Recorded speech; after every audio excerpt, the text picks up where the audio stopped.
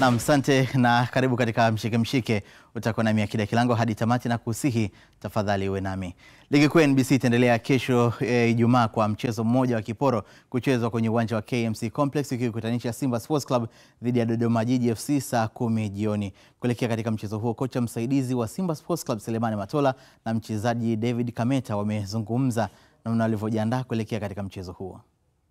Haitakuwa mechi rahisi, na hata ukiangalia hata mechi ya kwanza Dodoma alitupa ugumu sana katika kupata matokeo katika game yetu ya kwanza kabisa. Kwa hiyo nasema kwamba haitakuwa rahisi. Dodoma wana timu nzuri, wana wachezaji ambao wazoefu, wachezaji kama kina Ajibu ambao ni wachezaji ambao wanaweza kucheza mechi yoyote na bila kuleta hofu yote, kuleta upinzani. Kwa hiyo sisi tumejipanga pamoja kwamba na ugumu wao na uzuri waliokuwa nao, kwetu sisi ni muhimu sana alama 3 katika mchezo wa kesho.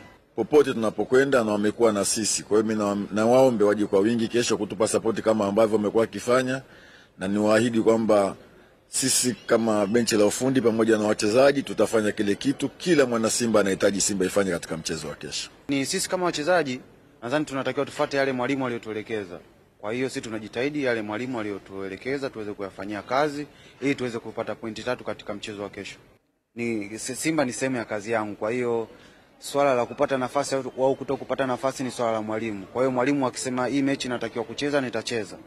Na swali la pili ulilouliza, wachezaji wenzangu ni watu muhimu sana kwangu kwa sababu wao ni watu ambao nakupo nao mazoezi muda mwingi na ni watu ambao wananijenga.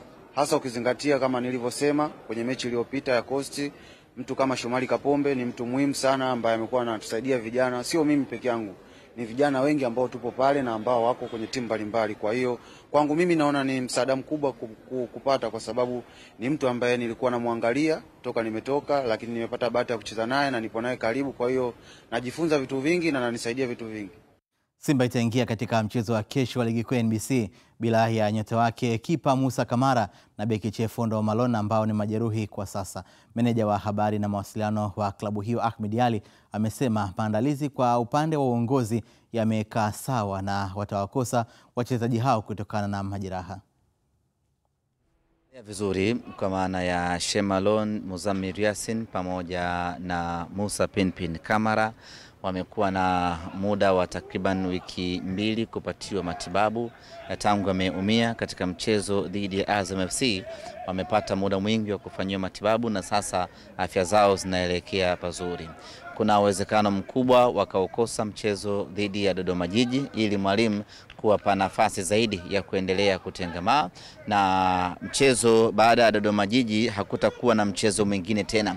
Maana yake watapata muda mwingi zaidi wa kuendelea kutibiwa na ili kuja kutumika ipasavyo kwenye mchezo unaokuja wa robo finali ya kombe la shirikisho dhidi ya Al Masry. Leo tumefanya mazoezi yetu ya mwisho katika uwanja wa KMC tayari kabisa kuelekea katika mchezo wetu dhidi ya Dodoma Jiji. Mchezo huo tunautazama kati ya michezo migumu ambao tunakwenda kucheza. Hii ni kutokana na ubora aliyokuwa nao mpinzani wetu Dodoma Jiji, lakini kama haitoshi wachezaji bora aliyokuwa nao pamoja na benchi la ufundi lenye walimu wazoefu na wataalamu ambao wana uwezo wakakupa changamoto ya kiushindani kwenye dakika 90 za mchezo husika. Kutokana na mazingira hayo tunalazimika na kuwajibika kufanya maandalizi makubwa kwenda kuwakabili wapinzani wetu. Ni mchezo wa kiporo ambao unaingia kwenye michezo 10 ambayo tumejiwekea, hatupaswi kupoteza hata mchezo mmoja. Kwa hiyo tutaingia kwa nguvu kubwa ya kwenda kuipigania Simba ipate alama 3, lakini tunatambua na kufahamu haitakuwa nyepesi hata kidogo kutokana na ubora wa mpinzani wetu aliyokuwa nao. Wakati Simba Sports Club ikijinadi kufanya vizuri mbele ya Dodoma Jiji hapo kesho katika mchezo wao wa ligi kuu ya NBC, wapinzani wao wamesema wamejiandaa kuhakikisha wanavuna alama 3 wakiwa ugenini. Kocha wa Dodoma Jiji Meki Maxime na beki wake Abdi Banda wamesema wanaiheshimu Simba kama timu kubwa, lakini wana imani maandalizi yao yatawapa matokeo hapo kesho.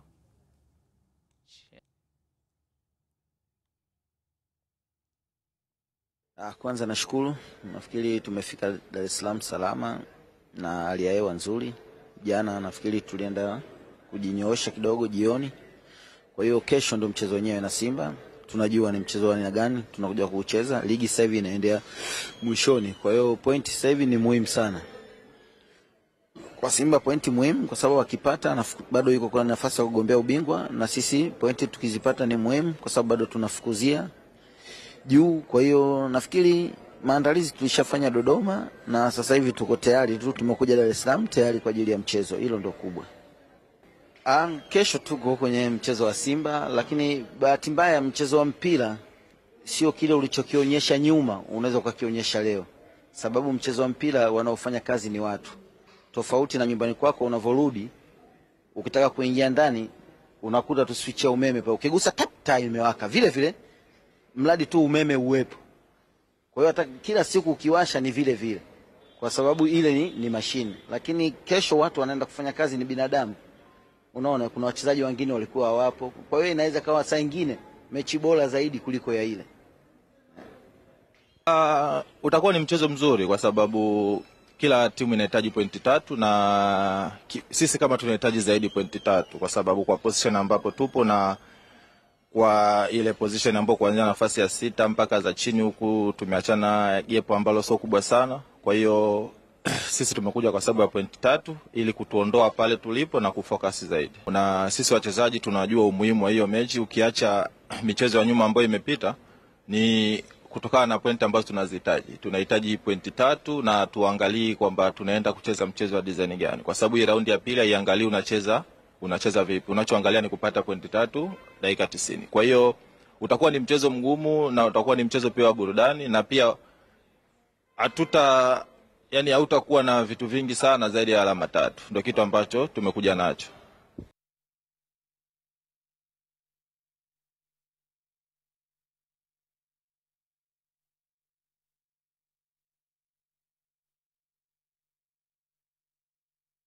Maandalizi ni mazuri, tunamshukuru Mwenyezi Mungu, tumefika salama Dar es Salaam, tumefika mapema ili kutoa uhakika wa uwepo wa mechi.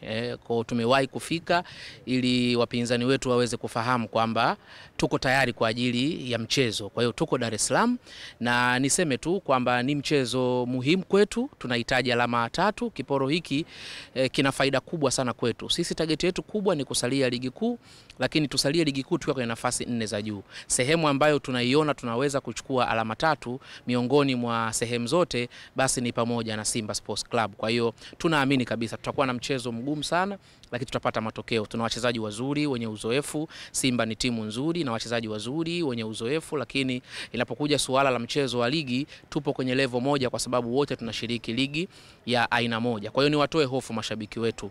Tunawaheshimu Simba sana, tunawa respect Simba, lakini hatuwaogopi, hatuwaofi. Tungekuwa tunawaogopa tusingekuwa hapa.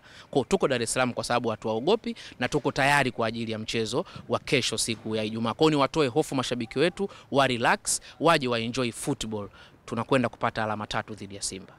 Naam, ni Moses Mpunga huyo, ofisa habari wa Dodoma Jiji, umetoka kumsikia hapo. Na sasa naungana na mchambuzi wangu Deotraf Kiungai kwa ajili ya kuweza kutazama mchezo huu. Karibu sana mzee. Asante. Mara ya kwanza tunakutana hapa katika mshike. Nashukuru, nimefurahi pia kuwa na wewe. Umepiga suti moja hatari. Meki ni mmoja. Tutazame mchezo wenyewe ambao tunaenda kutazama. Dodoma Jiji wanaingia katika mchezo huu wakiwa na kumbukumbu ya kupoteza katika mchezo wa mkondo wa kwanza, bao 1-0, bao la penalty Jansha Zawa kifunga katika mchezo huo. Kuelekea mchezo huu tunakwenda kupata burudani ya aina gani hapo kesho? Ukitazama rekodi ya Simba dhidi ya Dodoma katika michezo toka 2021 mpaka 2024 mara mwisho kukutana, unaona Simba ikiwa imeshinda michezo yote bila hata sare kwa upande wa Dodoma. Ni takwimu mbaya kwa upande wa Dodoma kwa sababu ukitazama hata katika hiyo michezo 9 ambayo wamekutana toka 2021, hata mchezo mmoja ambao wamekutana hawajawahi kutoka sare, ni vipigo tu. Kwa hiyo mpaka sasa hivi unaizungumza Simba ambayo ina takwimu bora sana katika eneo zima la kuwafunga Dodoma ikiwa nyumbani na ikiwa ugenini. Lakini hiyo ni michezo ambayo tunazungumza iliyopita. Huu tunazungumza ni mchezo mpya. Na tunafahamu kwamba mwalimu wa Dodoma Mecky Maxime amekuwa na taratibu ya kubadilisha mipango katika kila mchezo, na tumemsikia akizungumza kwamba ule mchezo uliopita ni mwingine na huu ni mchezo mwingine. Kwa hiyo ukitazama mazingira ya mchezo ni mpya, na hata mabadiliko pia ya kikosi cha Dodoma cha mchezo uliopita ambao walipoteza na mchezo huu ambao wanaenda kucheza siku ya kesho, kuna mabadiliko baadhi ya wachezaji ambao walikuwepo na katika mchezo wa kesho hawapo, ikiwemo striker Waziri Junior.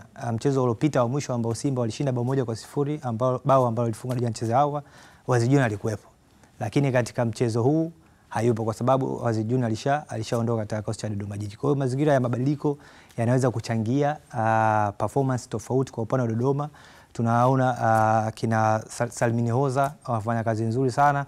Tunaona kina Paul, unazungumza kina Usajo, kina Idi Kipagwile wanafanya kazi nzuri sana katika eneo la ushambuliaji na kuifanya Dodoma katika michezo mitano mfululizo unaona wanapata kidogo faida ya kupata ushindi, na kuna baadhi pia michezo wanatoka sare, na mchezo wa mwisho walitoka sare dhidi ya Coastal Union. Kwa kutazama sasa kwa upande wa Simba, tumesikia kile ambacho kimezungumzwa na meneja wao habari na mawasiliano Ahmed Ali. Atakosekana goalkeeper Pinpin Kamara, lakini pia atakosekana mlinzi Chefundo Malone. Hii inaweza ikawa na faida kiasi gani kwa upande wa wapinzani wao? Hapo ndo tunapoizungumza Simba ambayo ina upana wa kikosi ambao ukitazama kila kona kuna namba zaidi ya mchezaji mmoja. Ukizungumza katika eneo la golikipa, unamzungumza golikipa namba 1 ambaye anaanza mara nyingi ni Musa Pinpin Kamara, lakini nenda kaangalia kwa wachezaji ambao wamesalia kwa eneo, katika eneo la golikipa unamzungumza Ali Salim yupo, unamzungumza Hussein Abel yupo, na bado kuna taarifa ambazo zinazungumzwa na afisa habari mwenyewe kwamba bado Aishi Manula ni mchezaji wa Simba. Kwa katika eneo zima la eneo la golikipa bado Simba wana utajiri wa eneo hilo. Kizungumza katika eneo la ulinzi ambalo tunamzungumza Chefono Malone, bado pia kuna utajiri wa wachezaji, kwa sababu tumeona partnership ya Chamalone pamoja na Abdulrazak Hamza ikifanya kazi kwa muda mrefu sana, lakini sio kwamba Chamu Karabu akiingia anaonesha daraja la chini, anaingia na timu bado inaonesha uimara katika eneo. Ndio tufahamu kwamba mchezo huu kwa namna moja ama nyingine unaweza kuwa na pressure kwa Simba, kwa sababu ni mchezo wa kiporo na alama 3 hizi zina maana kubwa sana kwao kuelekea katika michezo mingine inayofuata, lakini pia hata mchezo ule ambao ulikuwa umeahirishwa dhidi ya watani wao. Pressure yake ni ndogo kwa sababu ya fomu ambayo tunaizungumza Simba. Fomu ya Simba katika michezo hata iliyopita unaona ni Simba ambayo inapata matokeo ya ushindi. Pia wao kwa wanavokutana dhidi ya Dodoma unaona ni Dodoma ambayo inakuwa ni timu ya pili katika eneo zima la kupata matokeo, lakini unaizungumza Simba katika mchezo huu wa leo wa kesho watakopa katika uwanja wa nyumbani wa KMC. Tunafahamu kwamba faida ya uwanja wa nyumbani kwa timu yote ambayo inacheza katika uwanja wa nyumbani, kuna faida ya mashabiki, faida ya kuizoea pitch na hata wachezaji kuflow na kumsikiza mwalimu na kwenda kudeliver uwanjani. Kwa hiyo kuna faida kubwa sana kwa upande wa Simba kuliko hata pressure. Kwa sekunde chache sana kabla sijaelekea katika mapumziko, kwa hiki ambacho nakizungumza ubora wa uwanja, ni wazi kwamba hata Dodoma Jiji nao wanafaidika kutokana na uzuri wa pitch ya KMC. Ni kweli wanafaidika, lakini tunazungumza eneo zima la ubora wa wachezaji mmoja mmoja. Ukimgusa Dasan Daliwango, ukimgusa na Hussein Zimbwe, unaweza kuwa unazungumza kitu tofauti. Unazungumza kina Muhilu, unazungumza na Kapombe, ni vitu tofauti. Japo ndani ya uwanja kuna siku hizi timu ambazo tunaziona kama second team wanakuwa na better performance kutokana na namna ambavyo wanajiandaa, lakini daraja ndio sehemu ambayo Simba wananufaika nalo. Nikushukuru sana Detraf kwa sasa. Hapo baadaye tutaungana tena kwa ajili ya kutazama katika michezo mingine, lakini pia Carabao Cup. Bila shaka unakumbuka kwamba Jumapili tunaonyesha mchezo wa finali kwa lugha adhimu ya Kiswahili. Bonge la mechi. Bonge moja la mechi. Shikilia hapo hapo. Naam, ni mchambuzi wangu huyo, umetoka kumsikia hapo Detraf akiweza kutupitisha katika mchezo wa kiporo ligi kuu ya NBC utakaopigwa kesho, Simba Sports Club akiwaalika Dodoma Jiji FC, mchezo ambao ulipanga kupigwa hapo awali lakini uliahirishwa mara baada ya Dodoma Jiji kupata ajali. Huu ni mshike mshike, tafadhali usiondoke.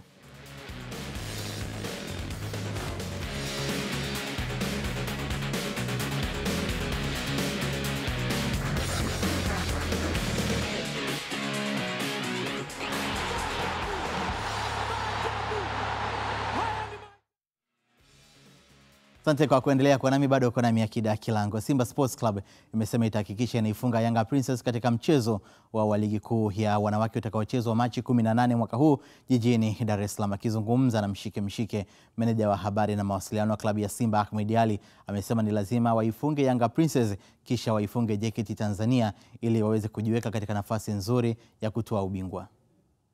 Mechi ya ligi kuu ya wanawake ni katika mechi zetu ambazo zinakwenda kuamua hatima yetu ya ubingwa msimu huu.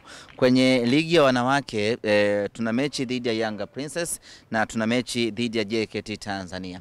Mara zote ukipata ushindi katika mechi hizi mbili, yani ukifanikiwa kuondoka na alama 6 kwenye mechi hizi mbili kwa kila mpinzani, jumla alama 12, unakuwa na uhakika wa kufanya vizuri katika msimu husika. Kwa hiyo ukiangalia round ya kwanza tumetoka sare na JKT Tanzania, round ya kwanza tumemfunga Yanga Princess, round ya pili ndo tunakwenda kuanza mechi yetu ya kwanza na Yanga Princess. Tukifanikiwa kuondoka na ushindi katika mchezo huo na tukaondoka na ushindi kwa JKT, maana yake Simba Queens anakuwa na uhakika wa kutetea ubingwa wake. Mashabiki ni nguzo imara, na tunafahamu watoto wa kike hawa ukiwapa support, ukionyesha kwamba uko pamoja nao, na wenyewe wanaongeza nguvu ya kiushindani. Tarehe 18 ni sisi Simba tuko nyumbani, maana yake tunawajibika mashabiki kutoka kila eneo kuja kuwaunga mkono Simba Queens wetu, waende wakaipeperushe vema bendera ya Simba. Pale wanaipigania Simba Queens, lakini wanaipigania Simba kama taasisi. Kwa ushindi wao pale ni ushindi wa wana Simba wote kwa ujumla. Kwa mashabiki wanawajibika kuja kwa wingi uwanjani, kuja kuwashangilia malaika wetu. JKT Tanzania imetinga hatua ya robo finali ya kombe la shirikisho la CRDB Bank baada ya kuifunga Mbeya Kwanza mabao 3-0 katika mchezo wa hatua ya 32 bora uliochezwa kwenye dimba la Meja Jenerali Samuyo, Dar es Salaam leo jioni, na mchezo huo kuonyeshwa mubashara kupitia Azam TV. Katika mchezo huo mabao ya JKT Tanzania yamefungwa na Ibrahim Ngecha aliyejifunga dakika ya 10 na Edward Songo akafunga mabao mawili dakika ya 14 na 17 katika mchezo huo, wakati JKT ikicheza katika dimba lao la nyumbani. JKT ilipata pia nafasi nyingi za wazi, lakini haikuweza kuzibadilisha na kuwa mabao, na hivyo kufanya mchezo huo kukamilika kwa 3-0. Mbeya Kwanza, timu kutoka Mtwara, haikuweza kufurukuta mbele ya JKT Tanzania licha ya mara kadhaa kujaribu kupenya ngome ya wapinzani wao. Mara baada ya mchezo huo kukamilika, makocha Ahmad Ali kwa upande wa JKT Tanzania na Maka Maluisi kwa upande wa Mbeya City wakazungumza na Mshike. Mwanzoni wakati nisema tuna plani, si ndio? Na tulipokuwa tunajiandaa na hawa tunajua wanacheza ligi kubwa. Kwa tulikubali kukaba kwenye mid block ili tusiwape eneo kubwa la kucheza, lakini bahati mbaya wachezaji wangu wakakosa discipline ya matukio, kwa sababu kiangalia magoli 3 tuliyofungwa yanatokana na makosa tuliyofanya sisi wenyewe. Kwa hiyo tuliwapa magoli mepesi mapema ambayo yametuadhibu, na hii naona ni kwa sababu ya intensity pia ya mashindano. Wenzetu wao wanacheza ligi kubwa, ina ushindani muda mkubwa, na wanapopata nafasi kama zile wanajua namna ya kuzitumia.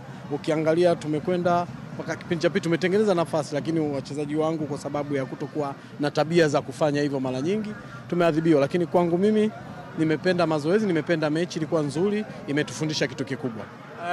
Boniface Maganga wakati naanza kumfahamu akiwa Simba kwa muda mfupi alikuwa kama mshambuliaji, baadaye coach Nderegije akawa akimtumia kama fullback wa kulia akiwa mbao.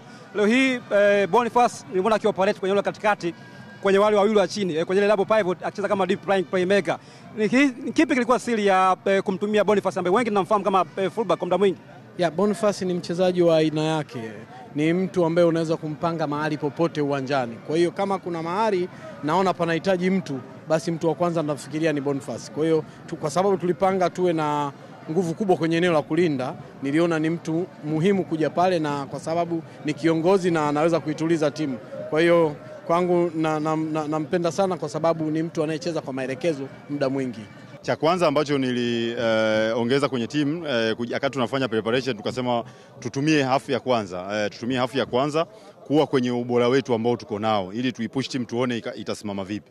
Na wao waliingia kwenye hiyo nania kukaa nyuma ya mpira, tukasema okay fine, now twende tupush tuweze kupata hizo goal. Lakini ni good kwa plani, ilikuwa hivyo.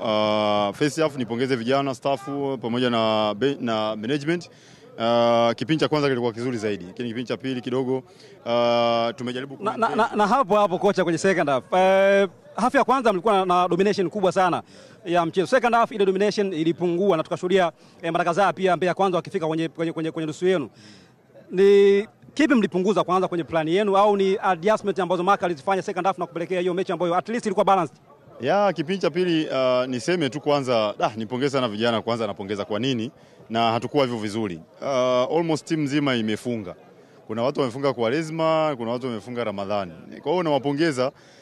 Mimi tu hapa sichezi, lakini energy ya kufunga naona inakata. Kwa hiyo na wao jinsi ambavyo wanafanya kazi, jua ukiona jinsi ilivyo, sometimes binadamu anahitaji energy muda wote. Hicho ndio kitu ambacho kilipelekea tukaona bora tuweze kufanya sabu kidogo, tuweze kuboost energy kwa watu wengine, lakini kipindi cha pili hakikuwa kizuri sana kama kipindi cha kwanza. Sasa tuelekee katika upande wa pili ambapo mshambuliaji wa JKT Tanzania Edward Songo amechaguliwa kuwa mchezaji bora wa mchezo wa leo wa kombe la shirikisho la CRDB Bank dhidi ya Mbeya Kwanza. Katika mchezo huo uliochezwa kwenye uwanja wa Meja Jenerali Samuyo, Songo amefunga mabao mawili katika dakika ya 14 na 17 na kuiwezesha timu yake kupata ushindi wa mabao 3-0. Kutokana na tuzo hiyo, Songo amepewa tuzo pamoja na fedha kiasi cha shilingi 500,000. Kwanza Edward, hongera kwa ushindi, lakini pili hongera kwa performance bora. Na tuambie ni kipi hasa ambacho kilisukuma performance ya bora kwenye ushindi wa 3-0 dhidi ya Mbeya Kwanza? Kwanza tunamshukuru Mwenyezi Mungu kwa kumaliza mchezo salama. Kwanza timu yetu iweze kufuzu hatua inayofuata, ndio plani ya timu. Cha pili tuweze kufanikiwa kufanya mazuri katika kiwanja, na mwalimu alituambia tukipata nafasi tuweze kuzitumia. Kwa hiyo hizo ndio chanzo cha kufunga goli 2 na kuwa man of the match. Pongeze kwa timu nzima, benchi la ufundi. Kwa hiyo tuzo sio peke yangu, ni kwa wachezaji wenzangu wote pamoja na walimu na benchi la ufundi pia. Ushindi huu wa magoli 3-0 umehakikishia moja kati ya tiketi za robo finali. Mtazamo wako kuelekea hatua hiyo ambayo ni moja kati ya hatua ngumu kwenye haya mashindano? Kwanza kila mechi tutacheza finali, sababu CRDB Bank ni kila mechi ni finali, sababu ni mchezo wa knockout. Kwa hiyo kila mechi tutaingia kama finali tuweze kupata alama 3 kila mchezo. Songo huyo akifurahia kuwa mchezaji bora katika mchezo huo, lakini pia akijinyakulia kiasi cha shilingi 500,000. Tukiendelea kutazama kuhusiana na kile ambacho kimejiri pale Meja Jenerali Samuyo, JKT Tanzania imefurahi kutinga hatua ya robo finali ya kombe la shirikisho la CRDB Bank ikiifunga Mbeya Kwanza mabao 3-0 kwenye dimba hilo la Meja Jenerali Samuyo. Mwenzetu Mario Suleiman alikuwa shuhuda wetu katika mchezo huo. Dakika 90 zimemalizika katika dimba la Meja Jenerali Samuyo, tukiwashuhudia JKT Tanzania wakiibuka na ushindi wa bao 3-0. Baada ya mchezo huo kuhitimika, tumepata wasaa kuzungumza na wachezaji, wameeleza namna walivyopokea matokeo hayo. Cha kwanza tumshukuru Mungu, tunamshukuru Mungu kwa hiki ambacho ametupatia. Kwanza tunamshukuru kwa matokeo ambayo ametupatia kutokea Mwanza, yalikuwa ni chachu mojawapo ya kutupa morali kuelekea kwenye mchezo huu, lakini pia tunamshukuru kwa mchezo huu ambao tumekuja kupata alama 3, na sio alama 3 kwa sababu hii ni hatua ya mtoano, ukifungwa nje. Tunafurahi kile ambacho mwalimu wetu ametuambia kuja kukifanyia kazi hapa kwenye uwanja wa mechi, tumekifanya kwa asilimia zile ambazo yeye ametuambia tuzifanye. Tumeweza kuscore magoli 3 ndani ya kipindi cha kwanza, nadhani ndo magoli ambayo yameiua mechi. Kwa hiyo ni faraja kwetu na tunajipa hongera pia sisi kama wachezaji pamoja na benchi letu la ufundi kwa zile plani zao ambazo wametupatia, tumekuja kuzifanya hapa kutoka kuwa washindi wa mchezo huu. Matokeo tumeyapokea namna moja, tumepokea vizuri, namna nyingine tumepokea vibaya kwa sababu ni mchezo, kwa hiyo lazima tukubali kwamba kuna kushinda, kudraw na kufungwa. Kwa hiyo tumeyapokea kimichezo na imekuwa funzo kwetu katika michezo inayokuja mbeleni, maana tutaenda kukichukua kilichojifunza ili kufanya vizuri katika michezo ya championship. Ni JKT Tanzania hao wakifuzu hatua ya raundi ya 16 bora katika michuano ya kombe la shirikisho la CRDB Bank. Nikiripoti kutoka hapa katika dimba la Meja Jenerali Samuyo, mimi ni Omar Suleiman wa Azam Sports.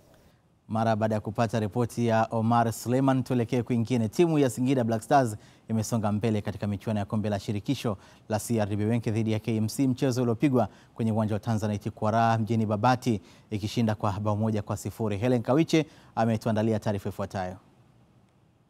Dakika 90 zimetamatika hapa kunako dimba hili la Tanzanite kwa raha, ikishuhudiwa Singida Black Stars akisonga mbele kunako michuano hii ya CRDB Federation Cup, na ni wasaa huu wa kuzungumza na makocha wa pande zote kutueleza mchezo ulivyokuwa.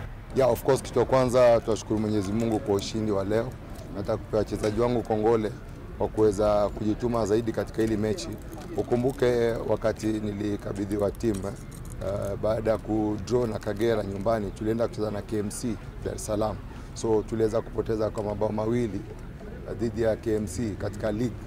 However, ilinifundisha mambo mengi zaidi, na leo tunapatana na KMC katika cup match, CRDB Federation Cup, which tulijua threats ambazo KMC wako nazo, tulijua advantages ambazo walikuwa nazo last game, kwa sababu last game walikuwa very aggressive to my players there. So leo ukiangalia kidogo tuli increase intensity ya mechi, so intensity ya mechi ilikuwa juu, and that's why nitakupa wachezaji wangu kongole kwa sababu wamestahimili mechi vizuri na wakakubali zile markings za KMC 1 against 1.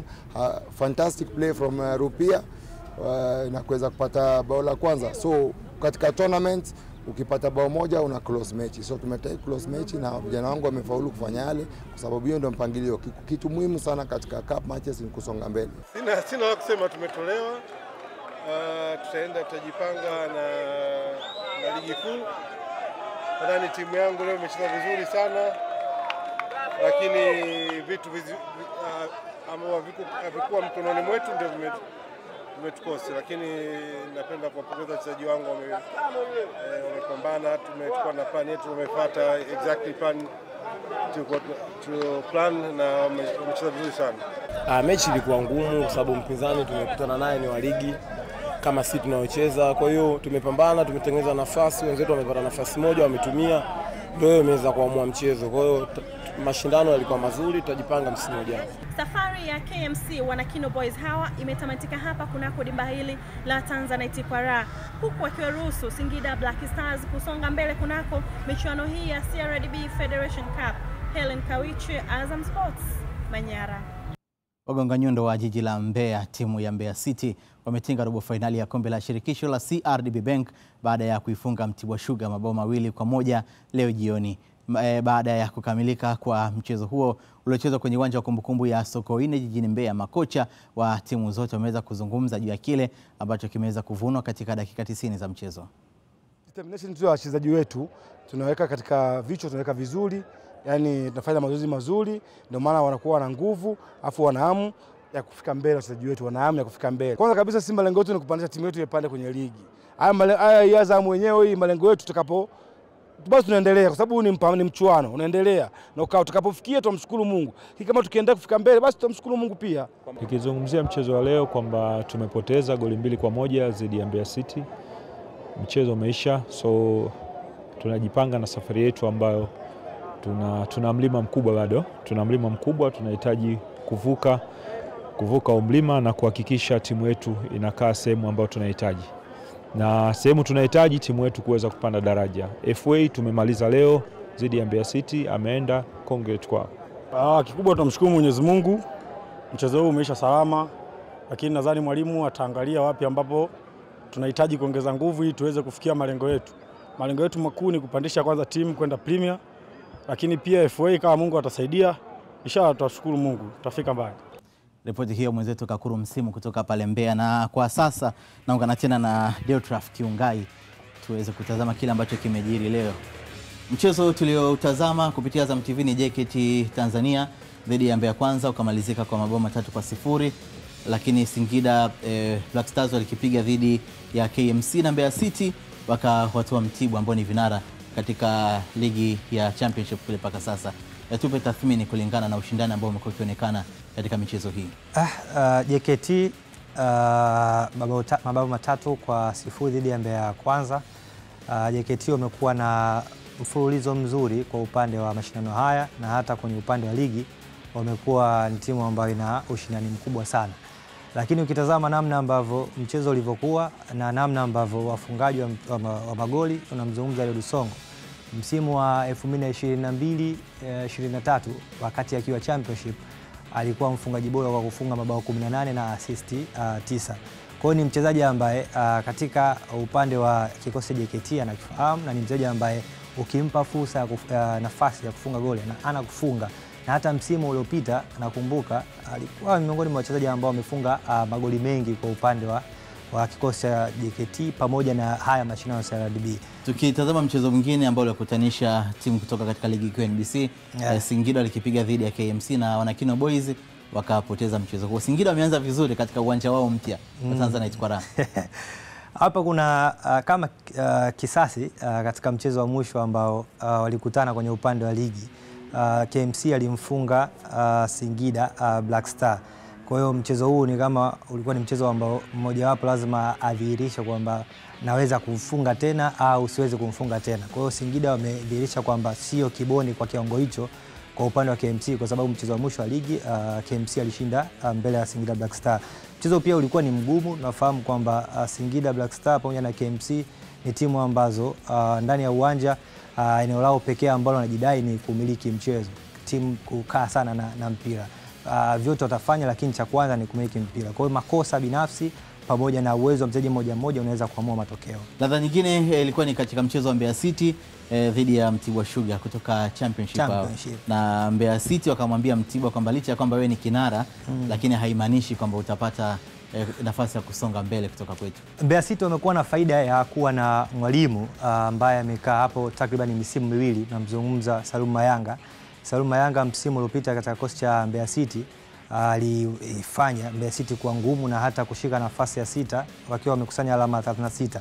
Lakini msimu huu kitazama hata katika upande wa ligi yao ya Championship ni timu ambayo haiko mbali sana katika ile mstari wa juu, wakiwa pamoja na Geita Gold pamoja na Mtibwa Sukari. Kwenye upande wa ligi Mtibwa Sukari ameonekana kuwa bora na kuwa shindani kwa sababu mpaka sasa hivi ndio timu ambayo inaongoza ligi ya Championship. Lakini kwenye upande wa mashindano haya ya CRDB Federation Cup wameonyeshwa utofauti. Nikushukuru sana kwa sasa. Asante. Baadaye tena muda kuturuhusu. Na alikuwa ni mchambuzi wangu huyo Deotraf, umeweza kumtazama hapa akitupitisha katika michezo hii ya kombe la CRDB ambayo imepigwa leo. JKT wakiwatandika Mbeya Kwanza, Singida wakipata matokeo mbele ya KMC, lakini Mbeya City wao wakiwashangaza Mtibwa Sugar. Na nikufahamishe yale ambayo tutayafahamu muda mchache unaofuata hapa katika mshike. Yanga atoa mapumziko ya siku 6 kwa wachezaji wake kuweka miili sawa. Na fainali ya Carabao Cup, mashabiki watoa maoni yao kuhusu nani atakayetoa ubingwa.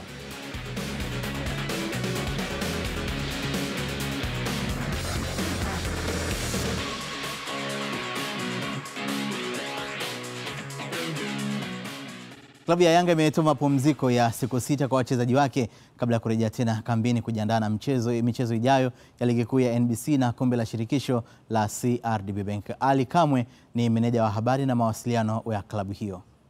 Siku ya jana tumetoka kupata matokeo mazuri kwenye kombe la CRDB Federation Cup na Mwenyezi Mungu ametujalia tuingia kwenye hatua ya 16 bora. Kutokea pale program ambayo imetangazwa, tunafahamu tunaingia kwenye mapumziko ya FIFA break. Hivyo kuna baadhi ya wachezaji wa kikosi chetu cha Yanga wamepata nafasi ya kuitwa kwenye majukumu yao ya timu ya taifa. Baadaye kidogo inshallah tutatoa taarifa kamili ya wachezaji wote ambao wameitwa kwenye majukumu ya timu za taifa kwenye mapumziko haya ya kalenda ya FIFA. Lakini kwa ambao wamebakia, benchi la ufundi limetoa siku 6 za mapumziko ambayo ni kama wiki moja hivi.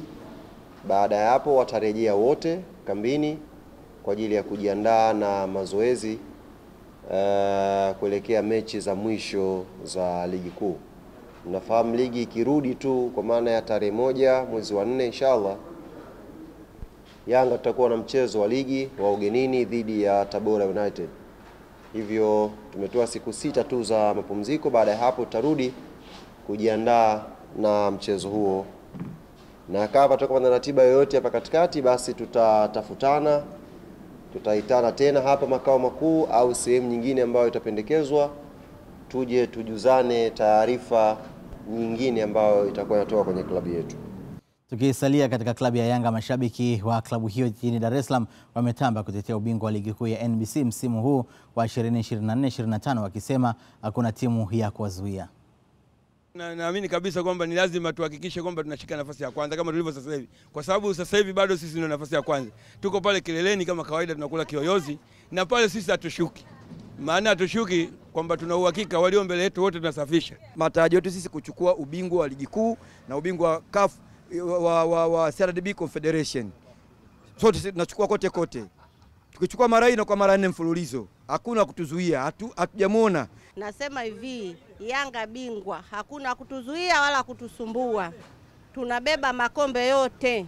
Na naambia hivi, salamu kwa Tabora, mechi itakuwa ya kisasi pamoja na Azam. Nimeshamaliza, Yanga bingwa daima, mbele nyuma mwiko. Sio kwamba matarajio kuchukua ubingwa, hapana. Sema ubingwa mtakabidhiwa lini kombe. Ndio hiyo sasa hivi TFF wanaandaa kombe la Yanga na Simba ili kukabidhiwa Yanga kombe lake. Sio kwamba kurudiana mechi, haipo. Kwa hiyo ni kitu ambacho kiko wazi. Wala msiulize jibu la kusema kwamba liko vipi, hapana. Yanga iko vizuri. Ndio maana watu wanakimbia.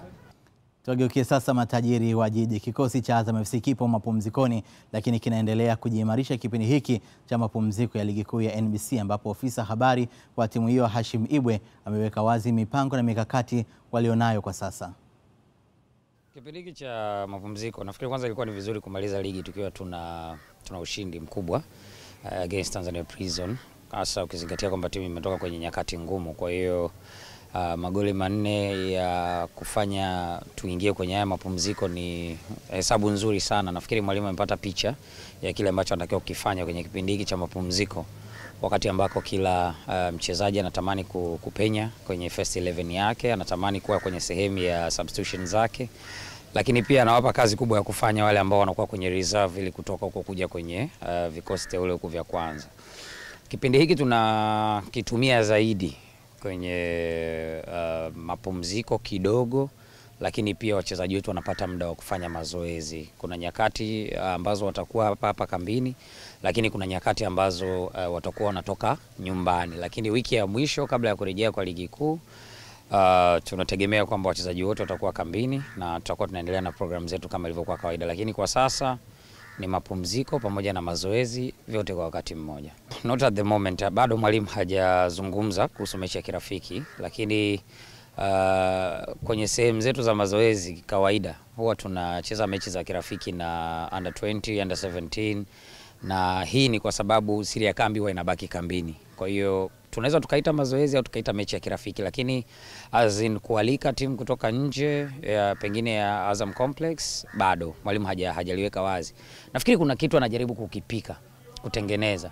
Alafu kikisha kuwa kiko sawa, ukichanganya na vile ambavyo alikuwa amevitengeneza awali, kuna kitu kizuri kitapatikana, na mwisho wa siku tutaona angalau mechi 2-3 hivi za kirafiki ili kujua kwamba timu yetu imefikia wapi, lakini mpaka sasa bado. Timu ya Pamba Jiji FC ya jijini Mwanza imevunja kambi kwa siku 5 ili kutoa nafasi ya mapumziko kwa wachezaji wake. Akizungumza na Azam Sports, ofisa habari wa Pamba Jiji Moses William, licha ya kubainisha sababu za mapumziko hayo kuwa ni pamoja na kutoa nafasi kwa wachezaji kukutana na familia zao, amewaomba mashabiki wa timu hiyo kuendelea kuiunga mkono. Mara baada ya mchezo wetu wa kombe la CRDB dhidi ya Kiluvya, mechi ambayo tulishinda magoli 3-0, benchi la ufundi chini ya Katalaia Majeshi Baba Isaya na uongozi wetu kwa maana ya kuanzia kwa mlezi, CEO na viongozi wengine walikaa kwa pamoja wakakubaliana ikabidi yatoke mapumziko ya siku 5 kuanzia siku ile tumecheza mchezo. Kwa hiyo mapumziko ya siku 5. Baada ya hapo timu itarejea tena kambini kuendelea na maandalizi kuelekea kwenye michezo ambayo inafuata. Sababu kubwa ya kufanya hivyo, hawa pia ni wanadamu wachezaji, kwa kuna muda wanahitaji kuona familia zao kidogo, lakini pia kwenye hizi siku 5 mpaka 6 hizi ni kipindi pia kingine cha wachezaji ambao labda walikuwa wana shida kidogo, injury ndogo wapumzike vizuri ili wakirudi wanaanza kwa pamoja. Lakini kuna fatiki pia ilikuwepo, fatiki ya safari, fatiki ya mechi. Kwa hiyo naamini wachezaji pia kwenye hizi siku watarelax vizuri ili wakirudi waanze kupambana. Lakini kuna eneo la fitness, kama pia mchezaji labda fitness yake ilikuwa chini, anaweza akaiboost kwenye hizi siku 5-4 ambazo zimetolewa na mwalimu, akirudi anarudi yuko sawa sawa. Lakini pia ni eneo pia lingine la utulivu wa akili. Sasa mchezaji anapumzika vizuri kiakili na kimwili ili atakavyorudi aje kwa hali kwa ajili ya kuja kuipigania nembo ya klabu ya Pamba Jiji. Kwa hiyo uongozi umefanya hivyo, klabu yetu imetoa mapumziko ya siku 5. Alafu baada ya hapo wanaume watarudi kazini, tuendelee na gurudumu ambalo lipo. Finali ya Carabao Cup inatarajiwa kuchezwa Jumapili hii kwa kuzikutanisha Liverpool na Newcastle United. Mashabiki wa soka jijini Dar es Salaam wametoa maoni yao kuelekea katika mchezo huo. Mimi karata yangu bwana mpa Newcastle kusema kweli, kwa sababu Liverpool yani siitaki mema kabisa yani, kwa sababu inatuongoza kwenye ligi. Ushaona si Man U tuna hali mbaya. Kwa hiyo mimi karata yangu naichanga yani kwa nani? Kwa Newcastle, kwa sababu Liverpool yani sitaki, kwa sababu mafanikio yote watakuwa wanatukaribia kimafanikio sisi Manchester. Kwenye ligi tutaachia wachukue, kwa sababu Arsenal naye anaongea sana, lakini sisi mimi kama Omari nasema Newcastle ndio bingwa wa Carabao. Karata yangu ya Jumapili mimi ni kwa Liverpool. Ukiangalia Liverpool kwa mchezaji mmoja wanaonekana wana fitness nzuri sana toka alipoanza msimu mpaka hivi sasa. Mashindano ya Carabao toka alipoanza amecheza vizuri. Ukiangalia Newcastle kikosi chao sio kizuri sana, lakini finali ni finali. Mwisho wa siku mchezo utaamliwa na wachezaji wenyewe. Carabao kati ya Liverpool na Newcastle, mimi yote tushinda kwangu mimi niko lazima. Kama ningekuwa kama Arsenal ningekuwa dogo, lakini acheza kishinda Liverpool kishinda Arsenal Newcastle, kwangu mimi live, mimi mtu wa mpira, tunaenda kuangalia mpira. Mimi namwombea kivyo vyote, yani kuanzia leo unavyoona siku zote unamwombea dua Liverpool aweze kupasuka hiyo game. Hasa usajili wa Newcastle wamefanya usajili mzuri sana. Kuna mtu yupo kule mbele kule anaitwa Isaac na mwenzie Godwin, wapo vizuri sana. Kweli Liverpool wana timu nzuri, lakini kwa sababu ya Newcastle Liverpool hawezi kuchukua ndoo. Mimi naona kama Liverpool ameshachukua, hata kwa ana mpinzani. Pamoja sio timu yangu, lakini kwa ukubwa wa Liverpool hiyo game Liverpool kashachukua. Hiyo haina ubishi. Ni mchezo ambao Liverpool na Newcastle wa Carabao. Nasema sisi kama watu wa Liverpool tumetoka kupokea matokeo mabaya hivi punde juzi katika mashindano ya klabu bingwa. Kwa hiyo naamini kabisa nguvu zetu tutatumia katika mchezo huo kuhakikisha tunashinda na tunahakikisha ili kombe la Carabao tunalichukua. Naam, ni mashabiki hao wa soka wakizungumzia mchezo huu wa finali. Naungana tena hapa na Deo kwa ajili ya kuweza kutazama kile ambacho kimezungumzwa na mashabiki hao. Mashabiki wengi wanaipigia upatu Liverpool. Tutazame kwanza kile ambacho kimeweza kutokea hapa. Liverpool katika namba nyingi wameonekana kuwazidi Newcastle United. Katika upande wa magoli wameonekana kufunga magoli 14 ndani ya box, lakini magoli 10 kwa upande wa Newcastle. Hapo utawazungumzia washambuliaji ambao wanacheza katika eneo hilo la ushambuliaji. Utamzungumzia Mohamed Salah, utamzungumza Cody Gakpo, utamzungumza Kinasibo Slai. Ni wachezaji ambao wameshiriki kwa kiwango kikubwa sana kuifanya Liverpool kuwa na idadi kubwa ya magoli. Kwa hiyo kwa upande wa Newcastle ni wachezaji wawili tu ambao unawaona wanafunga sana. Unamzungumza huyo Gordon pamoja na Alexander Isak, wameonekana kuwa na namba kubwa sana za magoli tofauti na wachezaji wengine. Lakini katika kuharibu mipango ya pinzani, Liverpool wameonekana wakiweza kufanikiwa hilo mara 41, wakati Newcastle United wakifanikiwa katika hilo mara 40. Nikimaanisha pale wanapokuwa wanashambuliwa kuweza kuingilia mipira kwenye zile intersections. Hapo unaizungumza Liverpool ambayo mpango wao ndio umekuwa na faida. Yaani timu yao inacheza sana kwa pamoja. Si tu kwa kumtegemea Van Dijk au kina Konate, timu nzima inapopoteza mpira wanashiriki kwenye kutafuta. Lakini kuna takwimu nyingine hii hapa, mashambulizi yaliyozuiliwa kwa wingi pia. Naona kwamba hapa sasa Newcastle wameweza kuwapiku Liverpool wakiwa na namba nzuri 32, wakati Liverpool ni mara 12. Hii inaonyesha kwamba Newcastle wakati mwingine anakuwa kwa vizuri zaidi katika kuzuia mashambulizi.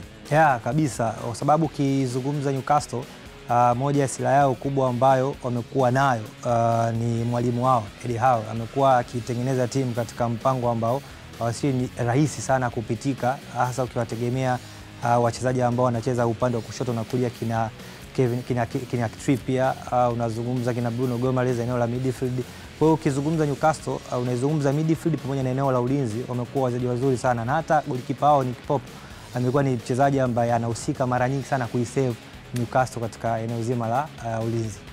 Kwa hapa ni kushukuru kuhusiana na hili ambalo umetupitisha katika Carabao Cup, lakini nikukumbushe bwana, tafadhali lipia 28,000 ili inapofika Jumapili saa 1:15 usiku uweze kushuhudia mchezo wa Carabao ukitangazwa kwa lugha adhimu kabisa ya Kiswahili na uchambuzi pia utakuwepo. Newcastle itakuwa mara yao ya kwanza kutoa ubingwa, kwa sababu hajawahi kutoa ubingwa kama watatwaa. Na ni mchambuzi huyo Deotraf Kiongai, ameweza kumtazama hapo akitupitisha katika mchezo huu, na kupitia vipindi vyetu mbalimbali tutaendelea kukujuza taarifa mbalimbali kuhusiana na mchezo huu. Tukiendelea kutazama mshike, michuano ya Bi Mkubwa Ramadhani Cup 2025 imeendelea leo huko Hai mkoani Kilimanjaro katika hatua ya makundi, ambapo timu ya Masama FC imeifunga Rundugai FC mabao 2-1. Katika mchezo huo uliochezwa kwenye uwanja wa Uzunguni Bomang'ombe wilayani Hai, Rundugai FC ilikuwa ya kwanza kupata bao dakika ya 30, mfungaji akiwa ni Andrea Mchovu.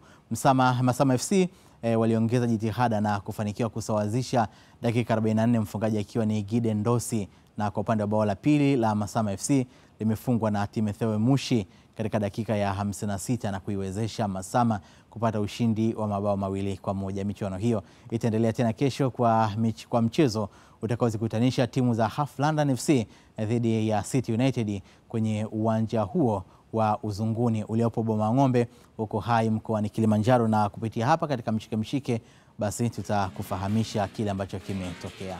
Kwa nukta hiyo tunafika tamati katika mshike, lakini kabla sijahitimisha ni kukumbusha walau kwa muktasari yale tuliokuwa nayo leo.